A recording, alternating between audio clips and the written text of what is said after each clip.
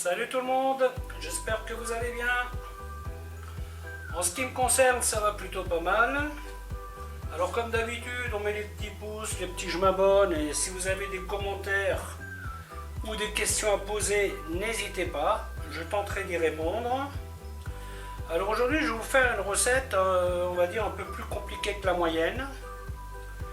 J'ai eu envie de faire une cuisse de dinde farcie. Bon, normalement ça se fait avec le blanc, mais j'ai eu envie d'essayer avec la cuisse. C'est donc ce que je vais faire. Et je vais l'accompagner avec une sauce aux cerises. Donc c'est une sauce dans laquelle je vais mettre des cerises, un peu de vin rouge, dans lequel j'ai mis du gingembre confit, un peu de madère, du fond brun et de la confiture de cerise, échalote. Voilà pour la sauce. Ensuite pour la farce. Bon là j'utilise une farce, j'ai acheté de la farce toute prête. N'en ayant besoin que de très peu, j'allais pas utiliser mon hachoir. Là il me faudrait plus de temps à le nettoyer qu'à hacher. Par contre ce que je vais faire, cette viande je vais la travailler. J'ai donc préparé des échalotes hachées. Échalotes que je vais aussi utiliser dans ma sauce. Du persil, de la cébette et des cèpes que j'ai mis en conserve. Alors vous, si vous n'avez pas de champignons tout prêt à la maison, ce que vous pouvez faire, vous faites tout simplement une poêlée de champignons. Peu importe le champignon, ça peut être du champignon de Paris, de la girole, du cèpe, en fait. Vous faites ce que vous voulez et vous l'aromatisez bien et ensuite vous laissez refroidir. Après, vous pouvez laisser les champignons entiers ou pas, ça c'est à vous de voir. Et après, vous mettez ça dans votre farce. Vous voyez, donc, bon, moi j'utilise ça parce que j'ai ça. C'est justement à ça que me servent mes conserves, à ne pas trop travailler le jour où j'en ai besoin. Et donc pour la farce, je vais aussi mettre du pain de mie qui pour le moment trempe dans du lait. Et bien sûr un œuf aussi qui va me permettre de faire tenir tout ça ensemble. Donc voilà, c'est une farce qui va être onctueuse dans le sens où elle ne sera pas sèche, c'est grâce au pain.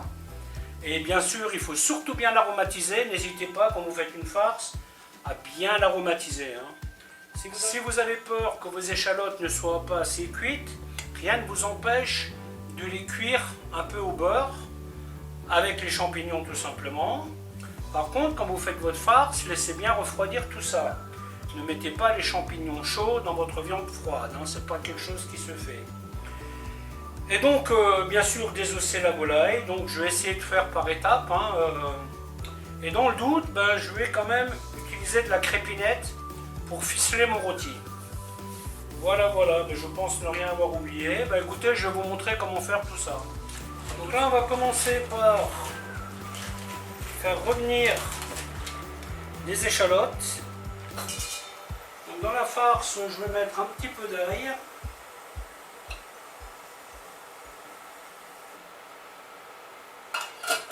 Par contre, je n'en mettrai pas dans la sauce. Donc, comme dit, ça c'est de la viande hachée du commerce. Donc là, vous voyez, je mets une cuillère une cuillère et un peu d'échalotes. Le reste d'échalotes, je vais le faire colorer légèrement. Ensuite, persil, cébette. Là, je vais mettre une bonne cuillère de champignons hachés. Un œuf, un peu d'herbe de Provence, du sel. Ensuite, vous pressez bien votre pain. Donc là, c'est tout simplement de la mie de pain, du pain de mie, de la mie de pain de mie, avec des céréales. C'est ce que j'avais, donc c'est ce que je prends. Je n'ai pas acheté du pain exprès. Vous voyez, vous retirez le maximum de lait. Donc pour vous donner un ordre d'idée, le pain, ça représente à peu près la moitié, un tiers de la masse de viande. Donc là, je n'ai pas pesé, voilà, hop. Si vous respectez ça, normalement vous êtes bon. Bien entendu, quand vous avez les mains propres, vous pouvez travailler ça à la main. sans perdre de vue les échalotes évidemment. Hein. Donc là je vais rajouter un peu de chapelure. Un œuf c'est un peu beaucoup hein, pour ce genre de farce. Hein. Un demi-œuf suffirait. Hein. Assaisonnement c'est parfait. Aromatisation c'est parfait. C'est exactement comme on veut. Hein. Voilà, donc ça là je vais la mettre au frigo, je vais la laisser reposer. Et je vais préparer le reste. Donc voilà, mes échalotes elles sont légèrement grillées. Je vais y mettre un petit peu de confiture de cerise. Bon ça c'est un mélange de confiture mais c'est pas grave. Hein. Il y a de la cerise dedans. Après vous pouvez le faire au miel si vous voulez. Là j'ai opté pour la cerise. Et je vais faire caraméliser ça un petit peu. On met les cerises. Une petite goutte de vinaigre de vin rouge. Donc avec le gingembre. Petite goutte de madère. Donc là je fais bien réduire. Ce sont des sauces qui ne sont pas courantes. Hein. Et le fond brun. Je vais y rajouter une petite goutte de patrelle. Hop. Pour que la couleur... Voilà. Dans ce genre de sauce, faites bien attention à ce qu'il y ait un bon équilibre entre le côté sucré et le côté doux. Hein. Ne mettez pas trop de vinaigre, pas trop de confiture. C'est le principe de l'aigre doux. Donc bien entendu la sauce, on la fait réduire. Hein. La consistance que vous souhaitez. Là elle est encore un peu liquide. On va lui donner un peu de temps. Et pendant ce temps on passe à la cuisse. Donc vous voyez, vous avez un trait blanc ici. On va tout simplement, là vous êtes sur l'os. Et là du coup ce que je vais faire, celle-là je vais la désosser complètement et je vais en faire un rôti. L'intérêt de ce truc, c'est le fait qu'il reste la peau. Voilà, parce que le blanc de volaille... c'est bon pour faire des farcis, hein, mais bon, ça a tendance à sécher assez vite. Le fait d'avoir un peu de peau là, ça va le maintenir, quoi. En plus là, je vais mettre la crépinette autour, quelques tours de ficelle, et puis voilà. Et voilà. Donc là, vous avez les tendons, on va les enlever. Hein.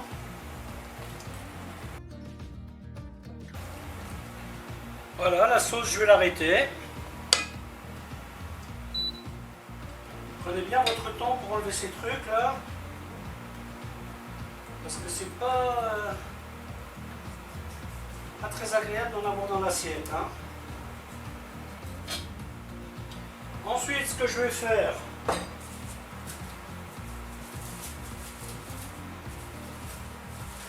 je vais étaler ma crépinette.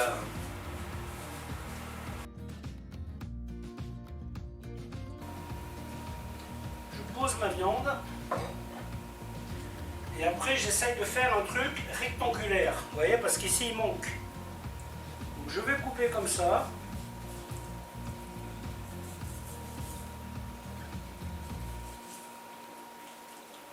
Vous voyez, comme ça. Comme ça. Voilà.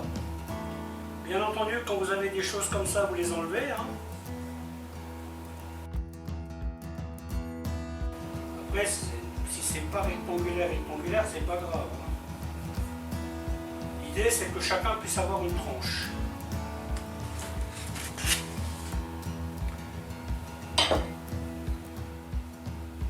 Ensuite, vous prenez la farce. Ouais, vous en mettez à peu près partout. Après, vous gardez les bords libres. Hein. Alors, ce que j'aime faire quand je fais des viandes farcies, ben, j'aime bien y mettre des légumes. Et ça, une fois que ça sera terminé, ben, quand vous couperez votre viande, ben, vous aurez une petite déco sympathique. Ensuite, on va prendre des carottes. Faites attention que vos carottes sont cuites correctement. Si elles sont trop dures, ça sera difficile à couper et ça risquera d'abîmer votre viande. Hein. Donc allez-y vraiment. N'ayez pas peur de les cuire. Oh, c'est pas une recette que vous ferez souvent, je pense. Ensuite, je vais reprendre un petit peu de viande.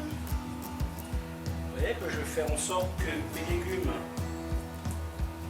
soient bien pris dans la viande, comme ça. Et là, comme j'ai un petit peu d'épinards, je vais rajouter une petite touche d'épinards.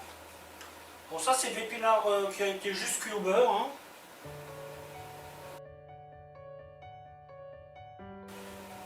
Et donc maintenant arrive le moment le plus compliqué.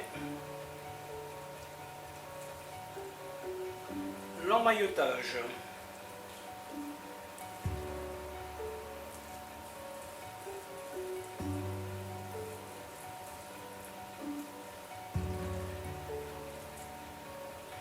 C'est là qu'on est content d'avoir de la crépinette. Parce que vous voyez, cette membrane, elle permet de maintenir votre rôti bien en place. Voilà, après il faut y aller délicatement. Hein. À ce stade, on est sur de la fragilité. Hein.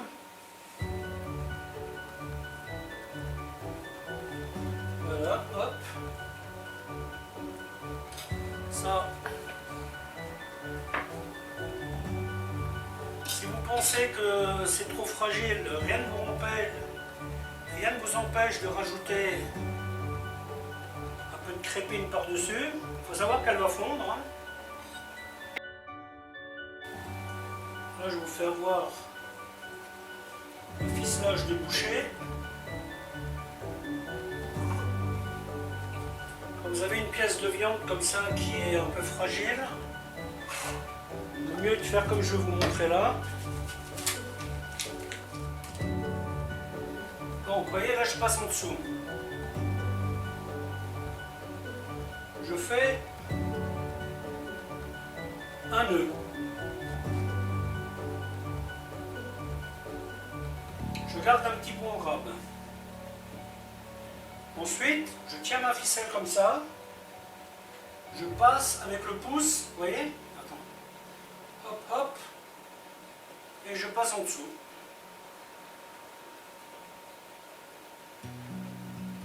Et après, délicatement, je serre. Et ainsi de suite.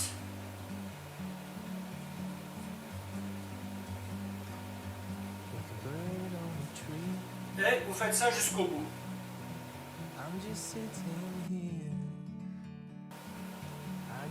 Voilà, hop, une fois que vous arrivez au bout, hop, on fait comme ça.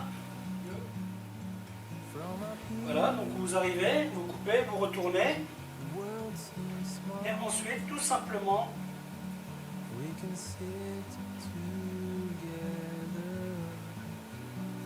vous repassez votre ficelle dessous.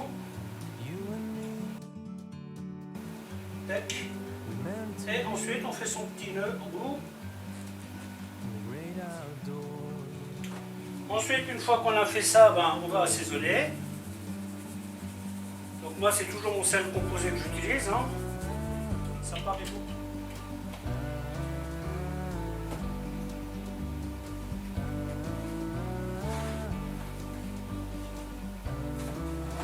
Voilà, et vous roulez. Donc moi aujourd'hui j'ai fait la sauce à part.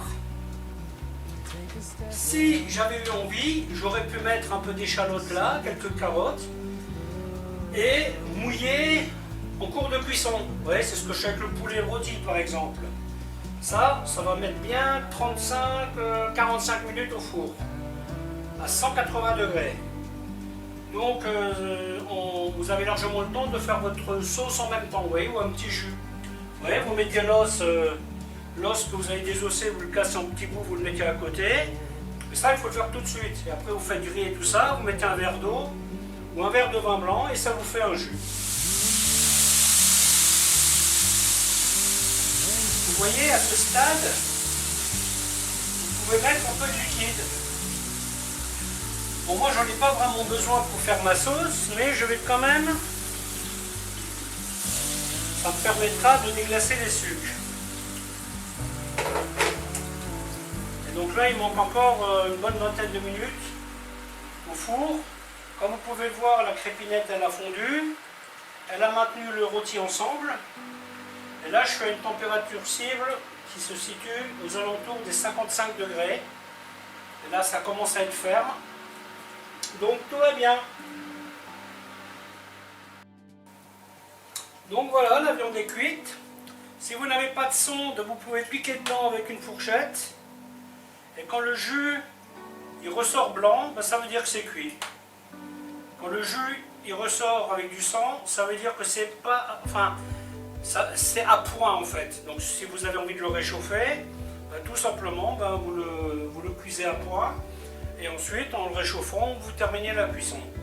Ici, vous avez le petit jus donc, que j'ai fait tout simplement avec les sucres de la viande, en rajoutant de l'eau, tout bêtement. Hein. Alors si j'avais mis des légumes et tout ça, évidemment, ben, ça me ferait ma sauce pour servir. Petite précision, quand vous sortez votre viande du four, vous ne la coupez pas tout de suite.